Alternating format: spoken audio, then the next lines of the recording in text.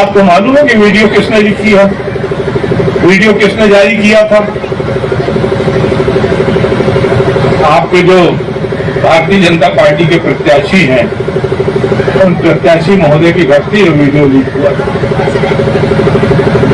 उन्होंने एक राजनीतिक अपराध किया है, राजनीतिक पाप किया है। ब्रह्म हत्या का पाप लगेगा उनको, ब्रह्म हत्या का पाप लगेगा।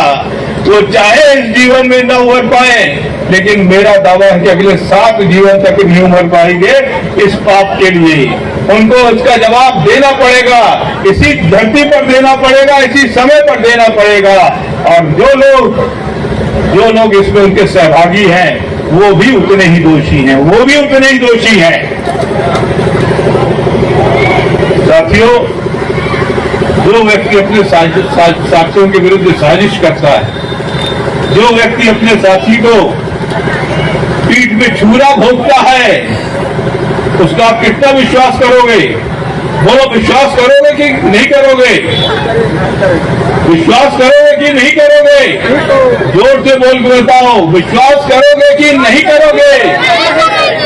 और जो व्यक्ति ऐसा अविश्वासी है, जो अपने साथी के पीठ पे छुरा मारता है, जो व्यक्ति मुंह में राम बगल में छुरी लेकर चलता है, ऐसे व्यक्ति को सजा क्या मिलनी चाहिए? ऐसे व्यक्ति को क्या सजा मिलनी चाहिए? ऐसे व्यक्ति को सजा ये मिलनी चाहिए कि ऐसे व्यक्ति को खारिज कर देना चाहिए। राजनीति से भी खारिज करो, समाज से भी खारिज करो।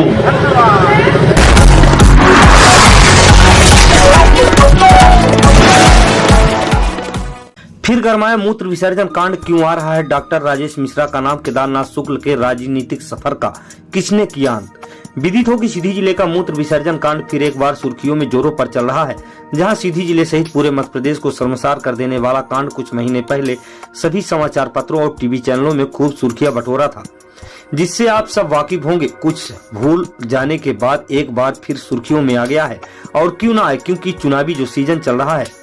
आप सबको पता ही होगा कि विगत कुछ माह पूर्व विधानसभा चुनाव के ठीक पहले एक वीडियो सोशल मीडिया में बहुत तेजी से वायरल हुआ था, जो पूरे सीधी जिले को झकझोर दिया था। यह वीडियो उस समय के तत्कालीन मुख्यमंत्री शिवराज सिंह चौहान के पास भी पहुंचा, और सीएम साहब के आनन फानन आदेश के बाद बुलडोजर कार्यवाही भी हुई थी, और आरोपी प्रवेश शुक्ला को जेल भेज दिया गया था।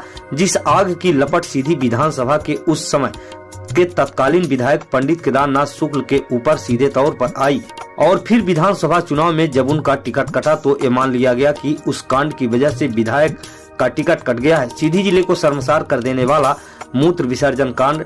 हम इस कांड की चर्चा फिर से क्यों कर रहे हैं, आगे ये भी बताएंगे। दरअसल बीजेपी के पूर्व राज्यसभा सांसद अजय प्रताप सिंह लोकसभा में टिकट न मिलने पर नाराज हो गए हैं और इस्तीफा देकर गोंडवाना गणतंत्र पार्टी से चुनाव मैदान में है, जिन्होंने एक चुनावी रैली में आम जनता को यह बताते हुए देखे और सुने जा रहे हैं। सीधी पेशाब कांड वायरल का मास्टरमाइंड कोई और नहीं बल्कि सीधी के कई बड़े नेता सहित भाजपा के लोकप्रिय प्रत्याशी डॉक्टर राजेश मिश्रा है, जो अब सीधे तौर पर पूर्व विधायक केदारनाथ शुक्ल ने भी सीधे तौर पर वर्तमान बीजेपी लोकसभा प्रत्याशी एवं उनके पुत्र के ऊपर भी लगाया था। वहीं आज सीधी जिले के बहरी में बीजेपी नेता जेपी नड्डा भी डॉक्टर राजेश मिश्रा के पक्ष में वोट मांगने आए थे, जिनके ऊपर अजय प्रताप सिंह ने सीधे तौर पर हमला बोला है। अजय प्रताप सिंह ने केदारनाथ शुक्ल का टिकट कटने को लेकर जेपी नड्डा को दोषी ठहराया। वहीं डॉक्टर राजेश मिश्रा के ऊपर कई गंभीर आरोप भी लगाए हैं। श्री सिंह ने कहा कि सीधी के कई बड़े नेता जो इस चुनाव मैदान में हैं और चुनाव प्रचार में सक्रिय हैं, सब ने मिलकर केदारनाथ शुक्ल के राजनीतिक हत्या की है। हालांकि भाजपा से सांसद प्रत्याशी डॉक्टर राजेश मिश्रा के ऊपर इस तरह के गंभीर आरोप जो सीधे तौर पर लगाए गए हैं, इससे चुनाव परिणाम में कितना फर्क पड़ता है यह चुनाव परिणाम आने के बाद ही पता चल पाएगा। लेकिन पूर्व सांसद के द्वारा डॉक्टर राजेश मिश्रा के ऊपर यह गंभीर आरोप सीधी की राजनीति में एक बार फिर राजनीतिक पारा चढ़ा दिया है। अगर ये मान लिया जाए कि आरोपी सही है, तो फिर सीधी के पूर्व विधायक केदारनाथ शुक्ल का राजनीतिक सफर को समाप्त करने का आरोप निश्चित तौर पर डॉक्टर राजेश मिश्रा के ऊपर है। अब देखना यह होगा कि बीजेपी खेमा और सीधी सिंगरौली संयुक्त लोकसभा प्रत्याशी डॉक्टर राजेश मिश्रा क्या पलटवार करते हैं और अपने ऊपर लगे आरोपों का क्या खंडन करते हैं, यह देखने वाली बात होगी। जनता पार्टी के राष्ट्रीय अध्यक्ष आपके बीच में आने वाले हैं, जगत प्रकाश नड्डा जी। मैं बड़ी बड़ी बातें तो नहीं करता, मैं उनसे कहता हूं कि आप लोग जरा उनसे प्रश्न करिएगा, पूछिएगा कि भाई केदार शुक्ला का तुमने टिकट क्यों काट दिया, केदार शुक्ला को तुमने पार्टी से क्यों निकाल दिया, क्यों हाशिए पर रख दिया, केदार शुक्ला को तुमने नेता बनाया था क्या, केदार शुक्ला क्या नड्डा जी की कृपा से नेता बने थे क्या, केदार शुक्ला को नेता बने थे तो अपनी मेधा और प्रतिभा के कारण, नेता बने थे तो आप सभी के आशीर्वाद के कारण, नेता बने थे तो आपके सहयोग के कारण, नेता बने तो आपके लिए जो किए गए संघर्ष के कारण। एक दिन में केदार शुक्ला नहीं तैयार होता, लेकिन केदार शुक्ला की जो राजनीतिक हत्या हुई है उसमें जगत प्रकाश नड्डा से लेकर आपके सीधी के बड़े बड़े नेताओं का हाथ है, जो आज इस चुनावी समर में बड़े बड़े नेताओं का हाथ है, उनके खिलाफ राजनीतिक साजिश की गई। 2 साल पुराना वीडियो, सारी बातें सेटल हो चुकी थी, और फिर आप अपने बालिग बेटे की गारंटी लेते हो। बताओ दादा कि वो बाहर जाके क्या कर रहा है, आप दादा गारंटी लेते हो अपने बालिग बेटे की, अब वो तो उनका समर्थक था। हम लोग नेतागिरी करते हैं, हजारों लोग हमारे साथ जुड़े रहते हैं, हम क्या अपने हर समर्थक के लिए उत्तरदायी हैं? वो रात में कहा जाता है, कहां सोता है, क्या खाता है, क्या पीता है, इसकी जिम्मेदारी नेता की है? अगर है तो बताओ। केदार शुक्ला जी को वो ऐसे ही एक पागल समर्थक था, उसने जो अपराध किया उसकी सजा उसको मिली, किसी ने उसकी प्रशंसा नहीं की, सबने भर्त्सना की,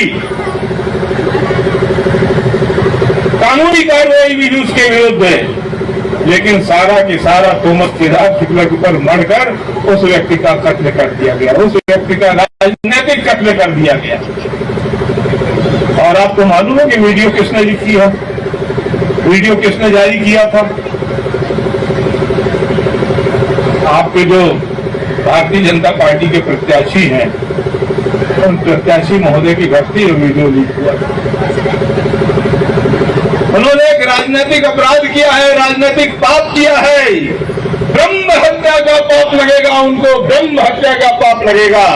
वो चाहे इस जीवन में न उभर पाए, लेकिन मेरा दावा है कि अगले 7 जीवन तक नहीं उभर पाएंगे इस पाप के लिए। उनको इसका जवाब देना पड़ेगा, इसी धरती पर देना पड़ेगा, इसी समय पर देना पड़ेगा। और जो लोग इसमें उनके सहभागी हैं वो भी उतने ही दोषी हैं, वो भी उतने ही दोषी हैं। साथियों, जो व्यक्ति अपने साथियों के विरुद्ध साजिश करता है, जो व्यक्ति अपने साथी को पीठ में छुरा भोंकता है, उसका आप कितना विश्वास करोगे? वो विश्वास करोगे कि नहीं करोगे? विश्वास करोगे कि नहीं करोगे? जोर से बोल के बताओ, विश्वास करोगे कि नहीं करोगे? और जो व्यक्ति ऐसा अविश्वासी है, जो अपने साथी के पीठ पे छुरा मारता है, जो व्यक्ति मुंह में राम बगल में छुरी लेकर चलता है, ऐसे व्यक्ति को सजा क्या मिलनी चाहिए? ऐसे व्यक्ति को क्या सजा मिलनी चाहिए? ऐसे व्यक्ति को सजा ये मिलनी चाहिए कि ऐसे व्यक्ति को खारिज कर देना चाहिए। राजनीति से भी खारिज करो, समाज से भी खारिज करो। साथियों, कल जगत प्रकाश नड्डा जी से ये सवाल जरूर करिएगा, जरूर करिएगा। आज देश में भारतीय जनता पार्टी के